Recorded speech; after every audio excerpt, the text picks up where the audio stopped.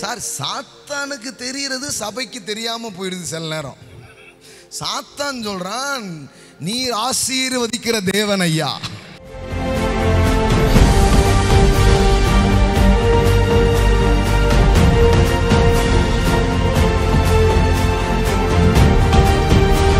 பிசாசு தான் பணத்தை கொடுக்குறான், பிசாசு தான் ஐஸ்வர்யம் ஆகிறான்னு ஊரு புறம் சொல்லிட்டு தெரியாங்கல்ல.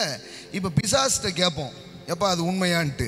பிசாசு சொல்றான், நீர் அவனையும் அவன் வீட்டையும் அவனுக்கு உண்டான எல்லாவற்றையும் சுற்றி வேலி அடைக்கவில்லையா? அவன் கைகளின் கிரியைகளை ஆசீர்வதித்தீர், அவனுடைய சம்பத்து தேசத்தில் பெருகிற்று. சார் சாத்தானே சொல்றான். இந்த கான்வர்சேஷன் யார்கிட்ட நடக்குது?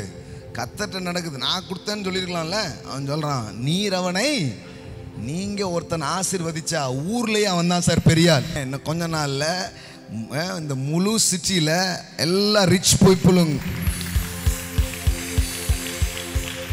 ரிச் பீப்புள்லாம் இங்க உட்காருவாங்கன்னா பணக்காரனை போய் நான் பிடிக்க போறது இல்லை. இங்க இருக்கிற நீங்க அப்படி இருப்பீங்கன்ற நான். Get that visions. இங்க இருக்கிற உங்க வாழ்க்கை அப்படி இருக்கும். உங்க கையின் பிரயாசங்களை கர்த்தர் ஆசீர்வதிப்பார். உங்கள் தொழிலை கர்த்தர் ஆசீர்வதிப்பார். உங்களை பல மடங்கு அவர் பெருக செய்வார். இப்ப இருக்கிற கடன், இப்ப இருக்கிற வறுமை, இப்ப இருக்கிற தாழ்ச்சி எதுவும் இல்லாமல் கர்த்தருடைய ஆசீர்வாதமே ஐஸ்வர்யத்தை தரும். அதனோடு வேதனையை கூட்டா. ஆமென். தேசத்தில் அவன் சம்பத்து பெருகிற்று. ஆமென். அப்போ எப்படி யோபு எப்படி பணக்காரனானான்னு சாத்தான் சொல்றான். நீர் அவனை, அவன் வீட்டையும் அவனுக்கு உண்டான எல்லாவற்றையும் என்ன பண்ணீங்க? ப்ரொடெக்ட் பண்ணீங்க, நீங்க பாதுகாத்தீங்க. அவன் கைகளின் கிரியைகளை, அவன் என்ன பிசினஸ் பண்ணாலும் நீங்க தான் கூடயே போய் ஆசீர்வதிச்சிட்டீங்களே. ஆமென். சார் சாத்தானுக்கு தெரிகிறது சபைக்கு தெரியாம போயிடுது சில நேரம். சாத்தான் சொல்றான், நீர் ஆசீர்வதிக்கிற தேவன் ஐயா.